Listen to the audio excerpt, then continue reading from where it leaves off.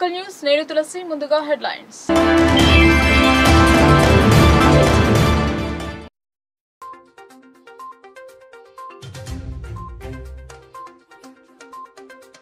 జిల్లాలో ఘనంగా తొలి ఏకాదశి వేడుకలు. ఎంచా విఠలేశ్వర స్వామి ఆలయంలో ప్రత్యేక పూజలు చేసిన భక్తజనం.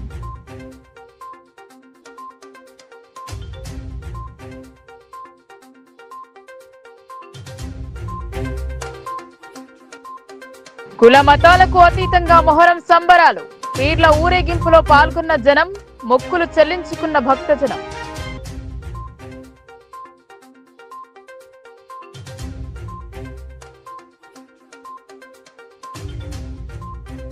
మున్సిపల్ కార్పొరేషన్ లో కొత్త వివాదం. ఇన్ఛార్జ్ పదవులు వీడేందుకు ససేమిరా అంటున్న ఉద్యోగులు. కమిషనర్ ఉత్తర్వులు బేఖాతరు.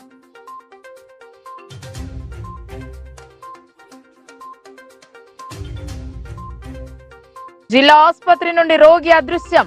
బాత్రూమ్ కు వెళ్లి వస్తానని తప్పించుకున్న వ్యక్తి, గాలింపు చేపట్టిన పోలీసులు.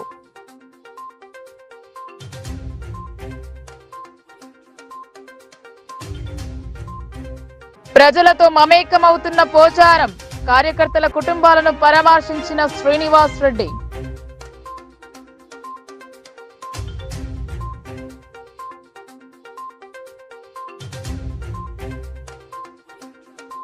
ఇది 5 శతాబ్దాల కాలం నాటి పురాతన ఆలయం. ఈ మందిరానికి ప్రత్యేకత ఉంది.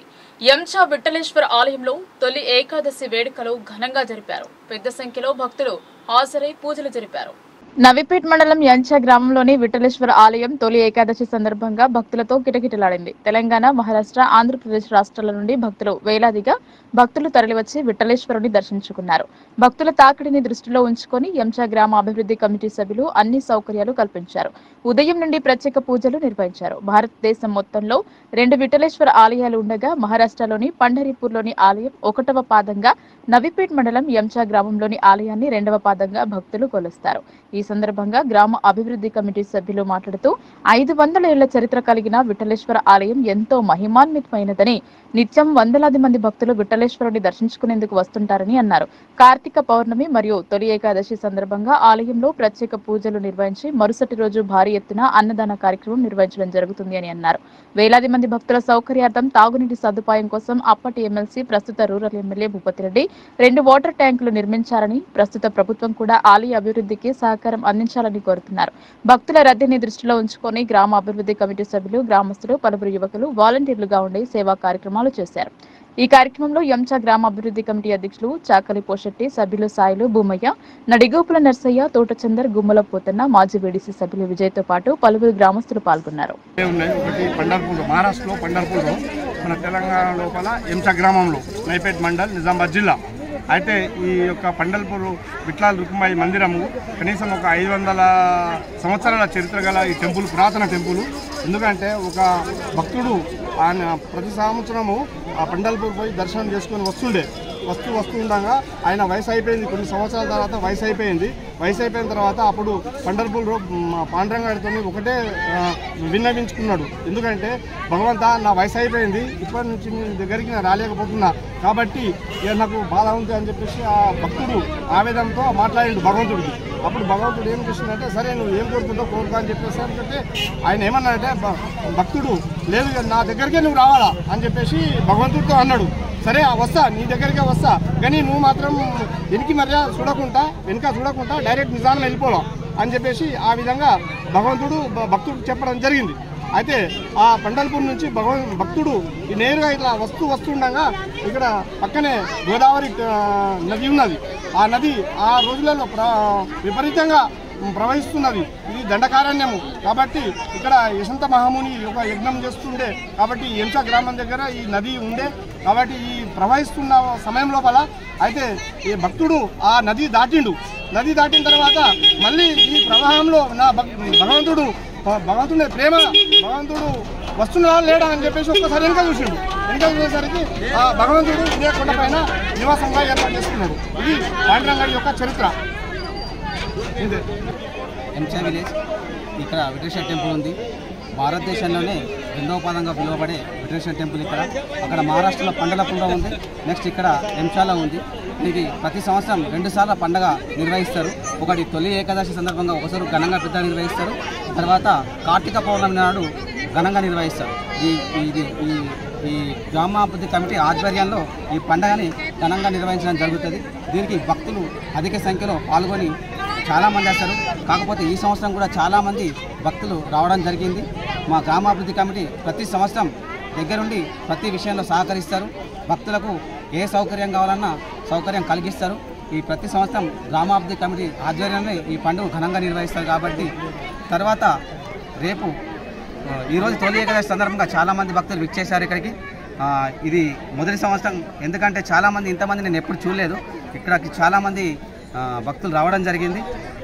అలాగే ప్రతి ఏకాదశికి ప్లస్ కార్తీక పౌర్ణమికి అన్నదాన కార్యక్రమం కూడా పెద్ద ఎత్తున జరుగుతున్నారు. రేపు అన్నదాన కార్యక్రమం ఉంది కాబట్టి భక్తులు అధిక సంఖ్యలో పాల్గొని అన్నదాన ప్రసాదం తీసుకోవాలని చెప్పేసి మా యొక్క విన్నపం. గ్రామాభివృద్ధి కమిటీ కార్యదర్శిగా ఉన్నాను.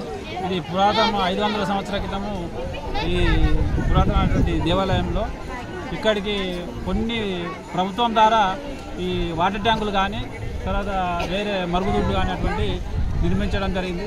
ముఖ్యంగా భూపతి రెడ్డి గారు అప్పుడు ఎమ్మెల్సీ గారు ఉన్నారు. ఆ ఎమ్మెల్సీ గారు ఉన్నప్పుడు ఆయన ఎటువంటి సంబంధం లేదు, ఆయన 2 వాటర్ ట్యాంకులు ఇచ్చారు. తర్వాత ఇది కూడా ఇంప్రూవ్మెంట్ చేయడానికి ప్రభుత్వం సహకరించి ప్రజల్ని జిల్లా వ్యాప్తంగా మొహరం సంబరాలు అంబరాన్ని అంటాయి. అందరూ కలిసిమెలిసి సంతోషాల మధ్య పీరిల ఊరేగింపు నిర్వహించారు. వారం రోజుల పాటు వివిధ రకాల ఆటపాటలతో ఆనందంగా గడిపిన వారు చివరి రోజు ఊరేగింపు జరిపారు. ప్రజలు మొక్కులు చెల్లించుకున్నారు. నిజామాబాద్ జిల్లా డిచ్పల్లి మండలం కిల్లా డిచ్పల్లి గ్రామంలో ఘనంగా మొహరం పండుగ నిర్వహించారు. కుల మతాలకు అతీతంగా అందరూ కలిసి ఆనందోత్సవాల మధ్య వేడుకలను నిర్వహించారు. మొహరం వేడుకలను తెలుగు రాష్ట్రాల్లో 10 రోజుల పాటు జరుపుకున్నారు. ఇస్లాం మతంలోని ప్రవచనాలు, మహమ్మద్ ప్రవక్త బోధనలను వివరిస్తారు. మొహరం మాసంలో 10వ రోజున పీర్ల దేవుళ్లను ఊరేగిస్తారు. అంతకుముందు రాత్రి అగ్నిగుండంలో దూకడం, అగ్గిలో నడవటం వంటివి చేశారు. హజరత్ ఇమాం హుస్సేన్ స్మరించుకుంటూ పంజాలను ఊరేగించి తమ సంతాపం ప్రకటిస్తారు. బుధవారం రోజున మొహరం వేడుకలను జరుపుకోనున్నారు. ఈ కార్యక్రమంలో మొహమ్మద్ పాషా, ఫారూక్, అషు, అష్రఫ్, రఫీక్, జమీల్ పలువురు పెద్ద సంఖ్యలో పాల్గొన్నారు.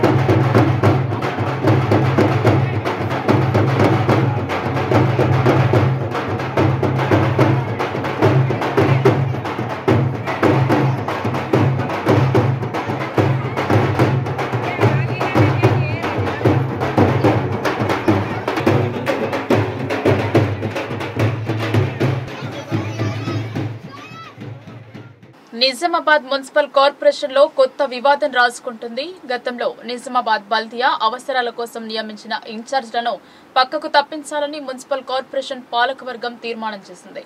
దానికి కమిషనర్ ఆమోద ముద్ర వేసి ఉత్తర్వులు జారీ చేశారు. అయితే ఇన్ఛార్జ్ పదవులను వీడేందుకు వారు ససేమిరా అంటున్నారు. మున్సిపల్ కార్పొరేషన్ లో పాతుకుపోయిన ఇన్ఛార్జ్ పదవులను వీడవద్దని పాలకవర్గంలోని కీలక భూమిక వహించే నాయకులతో ఒత్తిడి తెచ్చేందుకు సమాయత్తమవుతున్నారు. నిజామాబాద్ మున్సిపల్ కార్పొరేషన్ లో పెండింగ్ లో ఉన్న ట్రేడ్ లైసెన్సులు, రెవెన్యూ కలెక్షన్ కోసం కొంతకాలం క్రితం 26 మందిని ఇన్ఛార్జీలుగా నియమించారు. అందులో 7 రెగ్యులర్ మున్సిపల్ జవాన్లను శానిటరీ ఇన్స్పెక్టర్ గా నియమించారు. 9 పబ్లిక్ హెల్త్ వర్కర్లు, 9 రెగ్యులర్ అటెండర్లను, 11 మంది అవుట్ సోర్సింగ్ ఉద్యోగులను మొత్తం కలిపి 19 మందిని బిల్ కలెక్టర్లుగా నియమించారు. వారు గత కొంతకాలంగా శానిటరీ ఇన్స్పెక్టర్ గా, బిల్ కలెక్టర్ గా చలామణి అవుతున్నారు.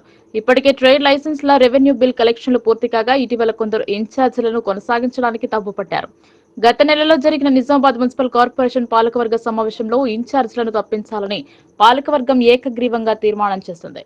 ఈ మేరకు నిజామాబాద్ మున్సిపల్ కమిషనర్ మందం మకరం 26 మంది ఇన్ఛార్జీలను విధుల నుంచి తప్పిస్తూ వారికి గతంలో కేటాయించిన పనులు జరపాలని, ఎంహెచ్ఓకు రిపోర్ట్ చేయాలని ఉత్తర్వులు జారీ చేశారు.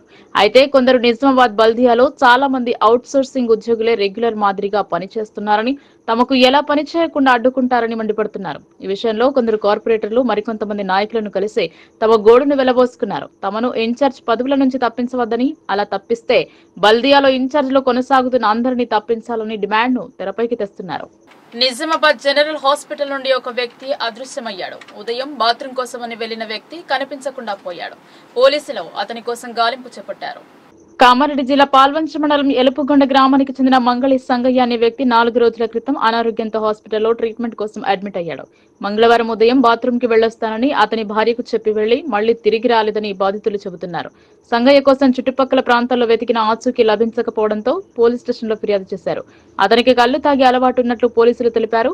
హాస్పిటల్ నుండి వెళ్లేటప్పుడు బ్లూ కలర్ షర్ట్, లుంగీ కట్టుకుని ఉన్నాడు. సంగయ్య ఆచూకీ తెలిస్తే 8712659837 కు సమాచారం అందించాలని 1 టౌన్ ఎస్ఐ డి విజయబాబు తెలిపారు. బాన్స్వాడ నియోజకవర్గ పరిధిలోని కోటగిరి మండలంలో ఎమ్మెల్యే పోచారం శ్రీనివాసరెడ్డి పర్యటించారు. రైతు కుటుంబాన్ని పరామర్శించారు. మాజీ స్పీకర్ ఎమ్మెల్యే పోచారం శ్రీనివాసరెడ్డి నిజామాబాద్ జిల్లా కోటగిరి మండల పరిధిలోని ఎత్తండ క్యాంప్కు చెందిన వేముల పెద్దవీరయ్య సోమవారం అనారోగ్యంతో మరణించిన విషయాన్ని తెలుసుకున్న మాజీ స్పీకర్ బాన్స్వాడ నియోజకవర్గ శాసనసభ్యులు పోచారం శ్రీనివాసరెడ్డి ఆయన కుటుంబానికి పరామర్శించారు. ముందుగా ఆయన చిత్రపటానికి పూలమాలలు వేసి నివాళులు అర్పించారు. అలాగే కోటగిరి మండల కేంద్రానికి చెందిన విలేకరి కాసుల శ్రీకాంత్ తండ్రి కాసుల శ్రీనివాస్ ఇటీవల మరణించడం జరిగింది. ఈ విషయాన్ని తెలుసుకుని శ్రీనివాస్ కుటుంబాన్ని సైతం మాజీ స్పీకర్ బాన్స్వాడ శాసనసభ్యులు పోచారం శ్రీనివాసరెడ్డి వారిని పరామర్శించి సానుభూతి తెలిపారు. ఆయన చిత్రపటానికి పూలమాలలు వేసి నివాళులు అర్పించారు. ఆయన వెంట మాజీ జెడ్పీటీసీ శంకర్ పటేల్, హంగర్గా ఫారం మాజీ సర్పంచ్ ఎజాజ్ ఖాన్, ఎత్తండ మాజీ సర్పంచ్ ఆనంద్, కోటగిరి మాజీ సర్పంచ్ పత్తి లక్ష్మణ్, ఎత్తండ మాజీ ఉప సర్పంచ్ సుజాత దేవేందర్, కిషోర్ పటేల్, జుబేర్ ఖాన్, బాబు ఖాన్, ఆంజనేయులు తదితరులు ఉన్నారు.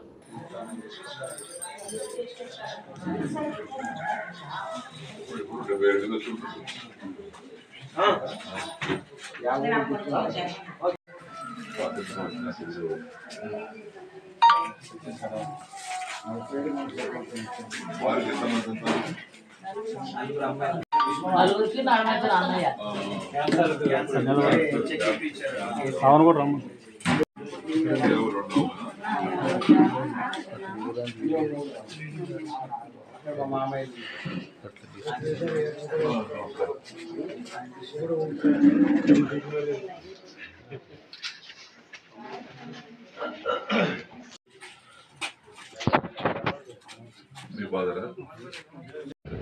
ఇద్దరు పెద్దోడు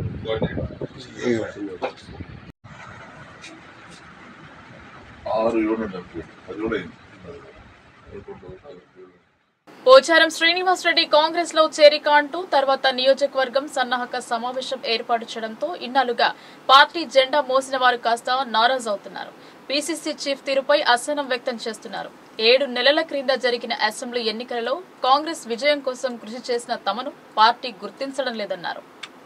బాన్స్వాడ పట్టణంలో తెలంగాణ రాష్ట్ర ప్రభుత్వ అగ్రో ఇండస్ట్రీస్ కార్పొరేషన్ చైర్మన్ పదవి బాధ్యతలు స్వీకరించిన సందర్భంగా నియోజకవర్గ స్థాయి ఆత్మీయ సమ్మేళనం సభ కార్యక్రమాన్ని మాజీ శాసన సభాపతి, బాన్స్వాడ నియోజకవర్గ శాసన సభ్యులు పోచారం శ్రీనివాసరెడ్డితో కాసుల బాలరాజ్ కలిసి నిర్వహించడంపై మాజీ ఎమ్మెల్యే ఏనుగు రవీందర్ రెడ్డి వర్గానికి చెందిన కాంగ్రెస్ పార్టీ సభ్యులు అసహనం వ్యక్తం చేస్తున్నారు. మంగళవారం విలేకరుల సమావేశం ఏర్పాటు చేసి విమర్శించారు. కాంగ్రెస్ పార్టీ కార్యాలయంలో కాసుల బాలరాజ్ వర్గానికి చెందిన కాంగ్రెస్ పార్టీ సభ్యులు విలేకరుల సమావేశం ఏర్పాటు చేసి మొన్న జరిగిన ఎన్నికల్లో అందరం కలిసికట్టుగా పనిచేసే పార్టీ గెలుపునకు కృషి చేశామని, ప్రస్తుతం ఇప్పుడు ముఖ్యమంత్రి రేవంత్ రెడ్డి పోచారం శ్రీనివాసరెడ్డి ఇంటికి వెళ్లి పార్టీలోకి ఆహ్వానించడాన్ని తప్పు పడుతుండడం పట్ల కాంగ్రెస్ పార్టీ కార్యకర్తల మనోభావాలను దెబ్బతీసే విధంగా మాట్లాడడం సరికాదని, కాంగ్రెస్ పార్టీ ముఖ్యమంత్రి రేవంత్ రెడ్డి చేస్తున్న అభివృద్ధి పనులను ప్రజల్లోకి తీసుకెళ్లి పార్టీ బలోపేతానికి కృషి చేయాలని, అందుకు కాసుల బాలరాజ్ పై, పోచారం శ్రీనివాసరెడ్డిపై నిరాధారమైన ఆరోపణలు చేయడం సరికాదని సూచించారు. అందరం కలిసికట్టుగా పనిచేసి పార్టీ బలోపేతానికి కృషి చేద్దామని తెలిపారు. 10 సంవత్సరాల తర్వాత కాంగ్రెస్ పార్టీ అధికారంలోకి వచ్చింది. మన అధిష్టానం ఆదినాయకుడు రేవంత్ రెడ్డి గారు కొన్ని నిర్ణయాలు తీసుకుంటున్నారు. ఆ నిర్ణయం కట్టుబడి మేము కూడా మన కార్యకర్తలను కూడా పనిచేయాలని ఈ సందర్భంగా మీకు తెలియజేస్తున్నాను. ఏదైతే నిన్న బాలరాజ్ గారి పైన నిరాధార ఆరోపణలు చేస్తూ మొన్న మన రవీందర్ రెడ్డి గారికి టికెట్ వచ్చినప్పుడు మొదటగా ఎయిర్పోర్ట్కి వెళ్ళి మతాసు పలికినప్పుడు ఈరోజు గౌరవ శ్రీనివాస్ రెడ్డి గారు మన పార్టీలోకి స్వయాన రేవంత్ రెడ్డి గారు ఆహ్వానిస్తే తప్పుపట్టడం ఎంతవరకు సమంజసం? అలాంటిది మన బాలరాజన్న గారు మన కార్యకర్తల నిర్ణయం మేరకే మన పోచారం శ్రీనన్న గారి దగ్గరికి వెళ్ళి ఆయన దగ్గర మీటింగ్ చేస్తే దాన్ని కూడా రాజకీయం చేస్తున్నారు. ఇవన్నీ మీరు ప్రజల్లోకి తప్పుడు సమాచారం తీసుకెళ్తున్నారు.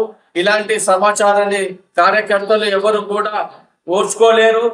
రేపు మీరేదైతే కార్యకర్తలకి తప్పుడు సమాచారం ఇస్తున్నారో దాన్ని మేమంతా ఖండిస్తున్నాము. అలాగే మనమందరం కూడా కలిసికట్టుగా అధికారంలో ఉన్నప్పుడు మనం ప్రజలకు సహాయపడాలి, కానీ వేరే ఇలాంటి మన పార్టీలోనే చిచ్చు పెట్టకుండా పార్టీ శ్రేయస్సుకు సహాయపడాలని కోరుకుంటూ భీమ్గల్ పట్టణంలో శుక్రవారం జరిగే సన్మాన సభకి ముఖ్య అతిథిగా మాజీ మంత్రి ప్రస్తుత బోధన్ శాసనసభ్యులు సుదర్శన్ రెడ్డి, ఎమ్మెల్సీ బొమ్మ మహేష్ కుమార్ గౌడ్ వస్తున్నారని తెలిపారు. ఈ సంబరాల్లో పాల్గొనేందుకు బాల్కొండ నియోజకవర్గంలోని ప్రతి కాంగ్రెస్ కార్యకర్త తరలి రావాలన్నారు. బుధవారం భీమ్గల్ పట్టణంలో గల కాంగ్రెస్ పార్టీ కార్యాలయంలో మీడియా సమావేశం నిర్వహించారు. ఈ సందర్భంగా అధ్యక్షుడు బొదిరే స్వామి మాట్లాడుతూ జిల్లాకు సంబంధించిన నాయకులకు బాల్కొండ నియోజకవర్గం మాజీ ప్రభుత్వ విప్ శ్రీ ఈరవత్రి అనిల్, జిల్లా కాంగ్రెస్ పార్టీ అధ్యక్షులు మానల మోహన్ రెడ్డి, రాష్ట్ర కిసాన్ సెల్ అధ్యక్షులు అన్వేష్ రెడ్డి, తాహిర్ బిన్ హందాన్ కార్పొరేషన్ చైర్మన్లుగా నియమించినందుకు బాల్కొండ నియోజకవర్గంలోని ప్రతి మండల కాంగ్రెస్ పార్టీ అధ్యక్షులు భీమ్గల్ మండల కేంద్రంలోని కాంగ్రెస్ పార్టీ కార్యాలయంలో సమావేశమై తెలంగాణ రాష్ట్ర ముఖ్యమంత్రి అయినటువంటి యనమల రేవంత్ రెడ్డి, నిజామాబాద్ బాల్కొండ కాంగ్రెస్ తరపున కృతజ్ఞతలు తెలిపారు. ఈ కార్యక్రమంలో బాల్కొండ నియోజకవర్గం యూత్ కాంగ్రెస్ అధ్యక్షులు నాగేంద్రబాబు, టౌన్ అధ్యక్షులు జేజే నర్సన్న, ఎస్సీసీఎల్ మండల అధ్యక్షులు పర్స అనంతరావు, డీసీసీ డెలిగేట్ కుంట రమేషన్న, బీసీసీఎల్ అధ్యక్షులు కొర్రడి రాజు, ఎస్టీసీఎల్ అధ్యక్షులు గోపాల్ నాయక్, బాల్కొండ మండల అధ్యక్షులు వెంకట్ గౌడ్, అలాగే కమర్పల్లి అధ్యక్షులు సుంకెట్ రవి, వేల్పూర్ అధ్యక్షులు నర్సారెడ్డి, ఎర్గట్ల అధ్యక్షులు దేవారెడ్డి, మెండూరు అధ్యక్షులు ముత్యంరెడ్డి, మోర్తాడ్ అధ్యక్షులు ముత్యాల రాములు, ముప్కాల్ అధ్యక్షులు ముత్యం రెడ్డి, గ్రామ అధ్యక్షులు, కార్యకర్తలు అలాగే యూత్ కాంగ్రెస్ సభ్యులు పాల్గొనడం జరిగింది. చేసినటువంటి సేవలను గుర్తించి సీఎం రేవంత్ రెడ్డి గారు వారికి చైర్మన్ పదవులు ఇవ్వడం, ఈ జిల్లాకు సంబంధించినటువంటి మా భీమ్గల్ మండలానికి సంబంధించినటువంటి మహేష్ కుమార్ గౌడ్ అన్న గారు ఎమ్మెల్సీగా ప్రకటించడం గతంలో, ఈరోజు ఈ నియోజకవర్గానికి బాల్కొండ నియోజకవర్గానికి సంబంధించినటువంటి మాజీ ఎమ్మెల్యే ఈరవత్రి అనిల్ అన్నను, అదేవిధంగా జిల్లా కాంగ్రెస్ పార్టీ అధ్యక్షుడు మానల మోహన్ రెడ్డి అన్నను, కిసాన్ కేత్ రాష్ట్ర అధ్యక్షులు అన్వేష్ రెడ్డి అన్నను, అదేవిధంగా మాజీ జిల్లా అధ్యక్షులు తాహిర్ బిన్ హందాన్ గారిని రాష్ట్ర స్థాయి పదవులు ఇవ్వడం చాలా సంతోషకరం. ఈ జిల్లా తరపు నుంచి ముఖ్యమంత్రి రేవంత్ రెడ్డి గారికి కృతజ్ఞతలు తెలుపుతూ ఈ చైర్మన్ పదవులు ఇచ్చిన తర్వాత మొదటిసారిగా బాల్కొండ నియోజకవర్గానికి రావడం జరుగుతుంది. ఎల్లుండి శుక్రవారం రోజున బాల్కొండ నియోజకవర్గానికి ఈ చైర్మన్గా నియమించినటువంటి నాయకులు వస్తున్నారు. వారికి భీమ్గల్ మండలంలో సన్మాన ప్రోగ్రాం ఏర్పాటు చేయడం జరిగింది. ఈ సన్మాన ప్రోగ్రానికి జిల్లాలో ఉన్నటువంటి నలుమూలలో ఉన్నటువంటి కార్యకర్తలు అధిక సంఖ్యలో పాల్గొని ఈ కార్యక్రమాన్ని విజయవంతం చేయవలసిందిగా కోరుకుంటూ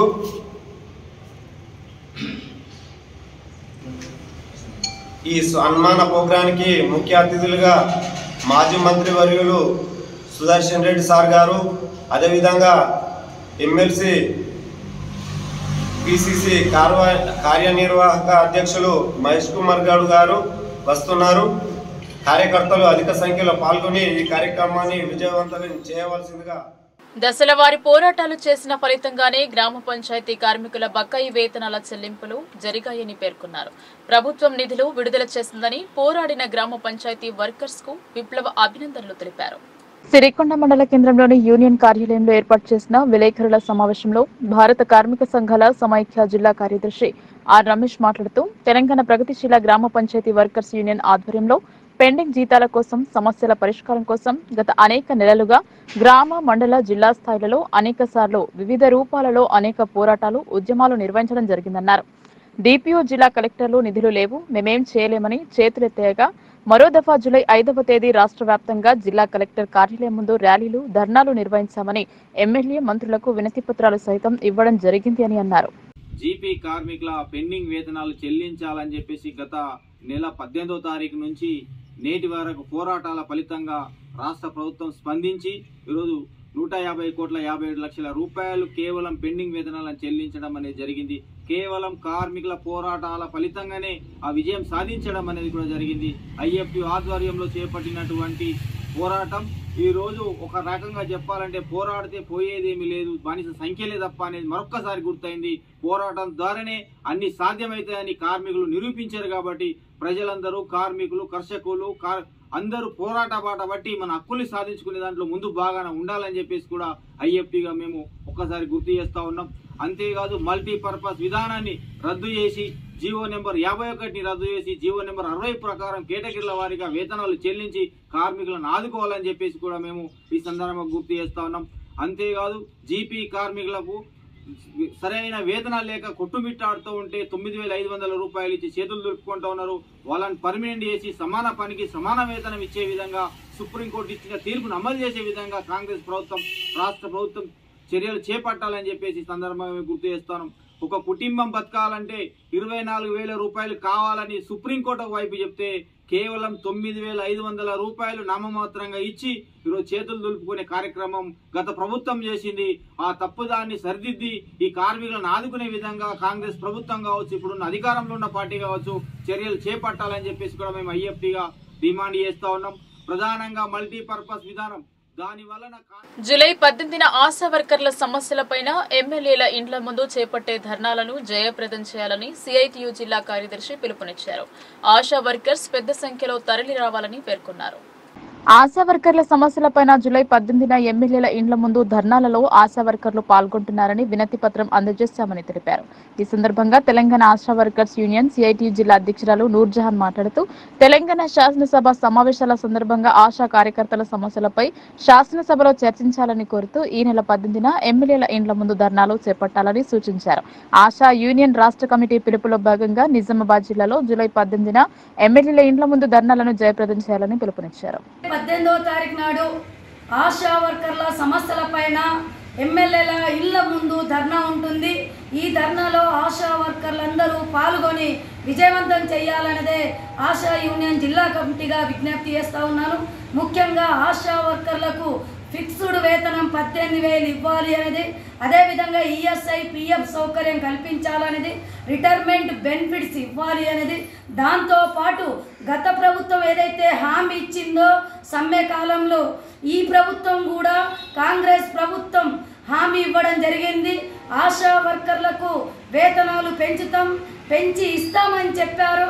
సమ్మె కాలంలో అనేక సందర్భాలలో కాంగ్రెస్ నాయకులు వచ్చి ఏదైతే టెంట్ల దగ్గర సంఘీభావం తెలిపి ఏదైతే మేము అధికారంలో వస్తే జీతాలను పెంచుతాం, సమస్యలను పరిష్కారం చేస్తామని చెప్పారు.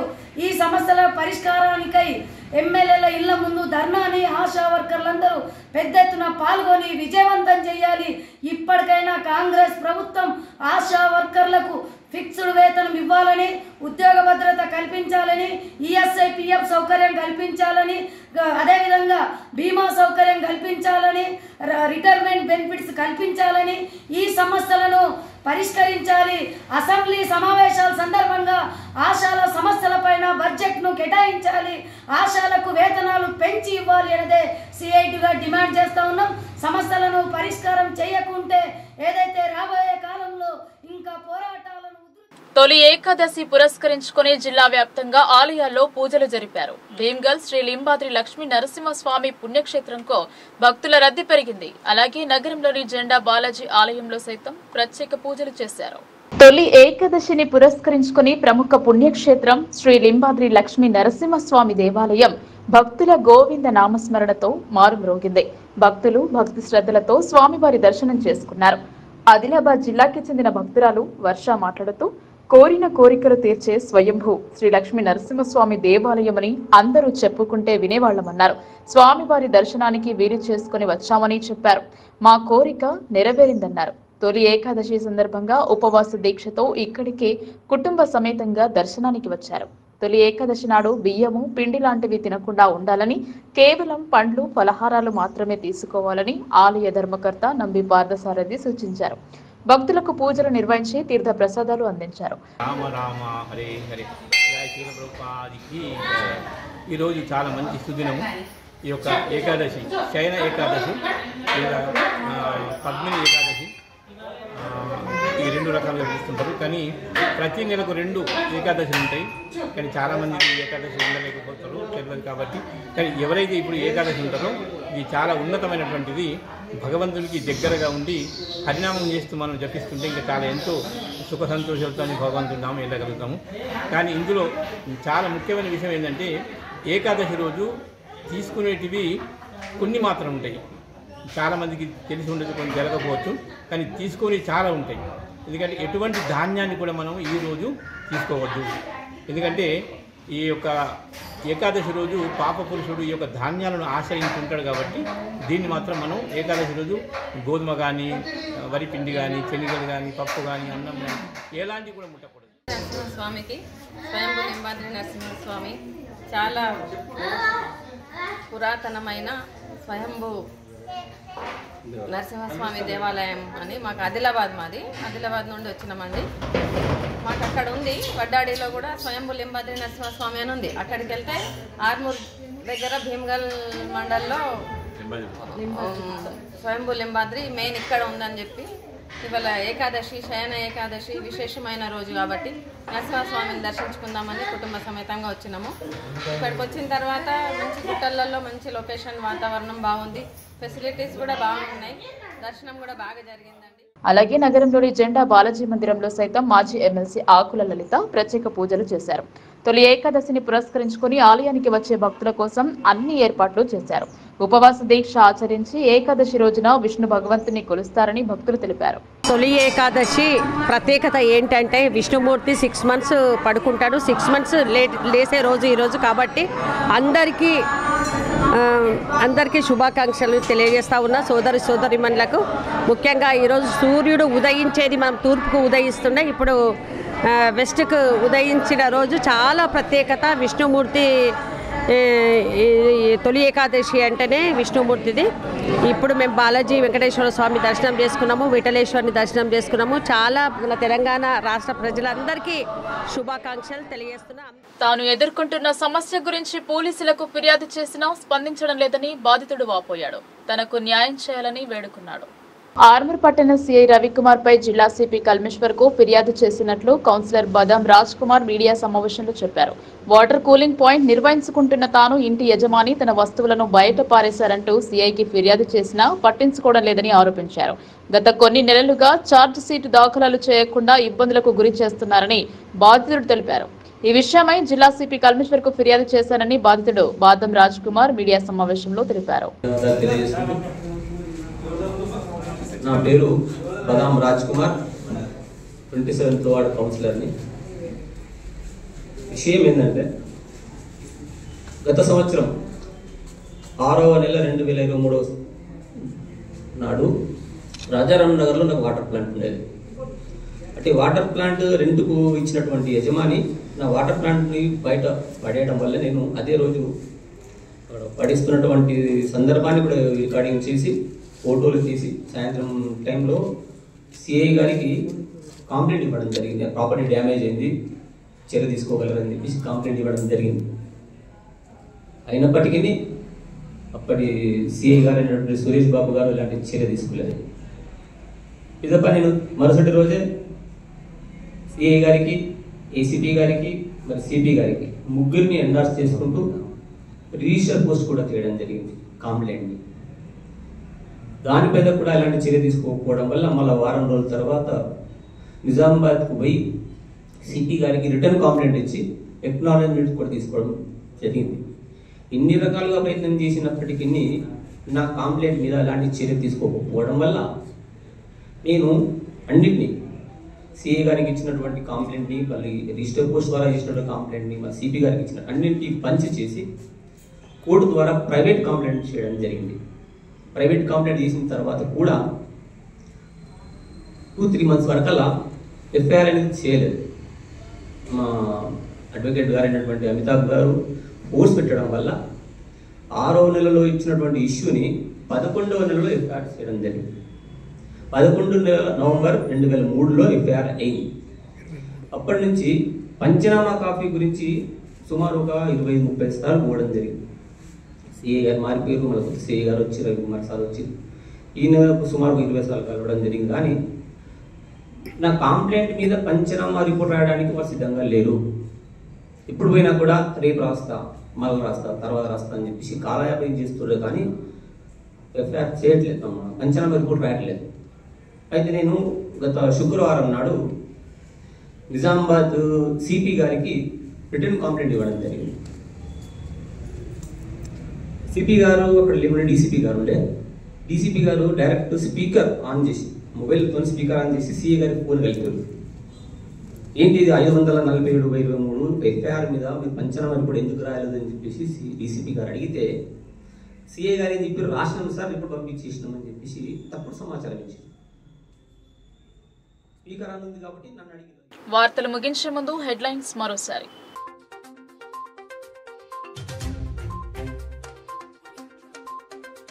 జిల్లాలో ఘనంగా తొలి ఏకాదశి వేడుకలు. ఎంచా విఠలేశ్వర స్వామి ఆలయంలో ప్రత్యేక పూజలు చేసిన భక్తజనం.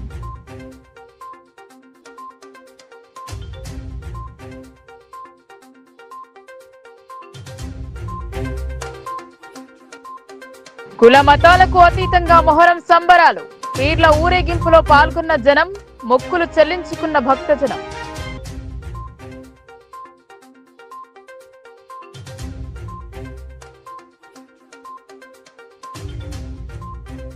మున్సిపల్ కార్పొరేషన్ లో కొత్త వివాదం. ఇన్ఛార్జ్ పదవులు వీడేందుకు ససేమిరా అంటున్న ఉద్యోగులు, కమిషనర్ ఉత్తర్వులు బేఖాతరు.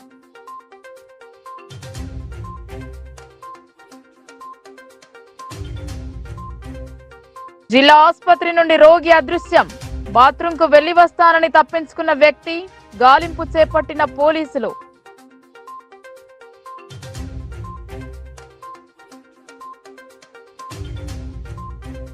ప్రజలతో మమేకమవుతున్న పోచారం. కార్యకర్తల కుటుంబాలను పరామర్శించిన శ్రీనివాస్ రెడ్డి.